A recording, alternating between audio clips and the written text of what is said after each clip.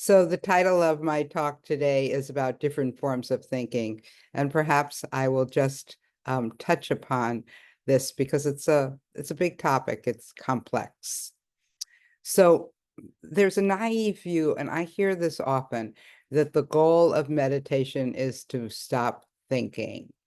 A friend of mine, who I do water aerobics and other forms of exercise with, said to me in the locker room this week, tell me how to meditate so that I can fall asleep at night. And I go, well, I'm not sure what you mean by meditation, but I think what meant was, how can I stop this thinking? She's under quite a bit of stress right now. So, but that easy view that she was kind of implying doesn't have much nuance about different kinds of thinking. It doesn't really look at the complexity of thinking. I think there's so much to be said about thinking in life and in meditation. But that view that all thinking is the same, it's an easy view. By that, I mean, like I said, not much nuance, but it also doesn't honor diversity of thinking. Now, that's a term, diversity, that I think most of us attempt to honor and learn about different peoples, different subcultures, different races, et cetera, different neurodiversity, though we don't often take the time to really honor the diversity of different forms of thinking. Now, we want to stop. We don't like it's upsetting this kind of disturbing or repetitive thinking that I bet you're all familiar with. There's a term about that, which is leading us down a rabbit hole. Now, I bristle at that term. I don't like that term. It's because I love rabbits, but maybe more so, I think they're really quite adaptive to have an underground hole. I mean, how are we're really putting down rabbits, and we're putting down our thinking. And that's what bothers me. That when we use these terms about thinking, in this case, animals, to malign. And I'm really sensitive to this. You might notice this when I'm interviewing people. I really bristle when people malign their experience, when they malign their thinking. So, but what I think people do mean by that expression, going down the rabbit hole, is the word in Pali, the language that the early Buddhism was written in, papancha.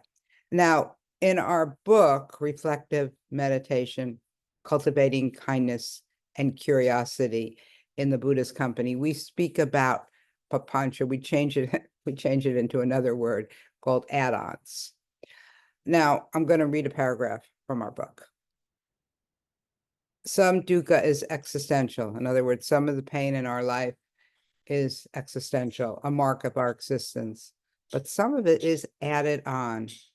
And in Buddhism, the secondary dukkha is referred to as the second arrow. It's bad enough to be struck down by the first arrow of dukkha. In other words, it's bad enough to feel the hurt and pain of our existence, of our life. But how we handle the first strike can make things even worse. Then we're invited in the second arrow, meaning added on dukkha. Meditation provides a good environment for becoming aware of what you're adding on. I'll read that again. Meditation provides a good environment for becoming aware of what you're adding on. Another Pali word, papancha, comes to play here. It refers to the tendency of the mind to proliferate. It can also be translated as exaggeration, obsession, reification, falsification, distortion, elaboration. Though that's not the main thinking I wanted to talk about. Instead, I'm really interested in the thinking that leads to more wisdom. And that is also, I hope, dominant in your thinking. And that thinking that leads to more wisdom, it challenges our views. It's thinking that broadens, develops, matures our views. And personally, for me, meditation is the most reliable way that I am able to do this. I sometimes sit down to meditate when I'm aware that my views have become tight and limited, and I'm unhappy because of that. So, but really to change how we need to really change how we regard thinking in meditation, how we're with thinking in meditation. We need to slowly, and I think this is slow because it's hard to do in some ways, become interested in it, explore it, and really begin to discern that there are so many, maybe countless forms of thinking. There's not just one thinking to banish. There's so many forms. And maybe that's just, we're back to that parallel about how we learn to become less biased towards people who are different from us, from people who are unfamiliar. Maybe that bias is natural. It's kind of the easy thing. It's like the path of least resistance, but that being curious and interested, and maybe even imagining walking in their own shoes, that takes more effort. And so along with effort, and it does take effort to explore our thinking in meditation, it also takes a certain amount of inwardness, collectedness, settledness. Pali word from early Buddhism here is samadhi. It really takes some kind of inner collectedness to explore our thinking. And I bet most of you have already developed that's some of what happens in your meditation. Albeit, I don't think it takes a lot of it, but I think it takes some of it. If we're completely restless, the opposite of inward collectedness, if we're, jumping out of our skin, it's hard to explore our thinking.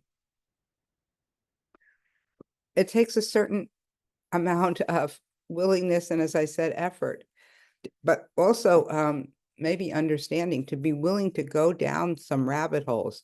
They're there, just like if you were walking through a field where a lot of rabbits were inhabited, there'd be a lot of rabbit holes, and you'd have to be, watching out for them. But, it takes some willingness to actually let yourself trip a little bit, go down those rabbit holes, and reflect upon how that kind of thinking develops, how those add-ons develop.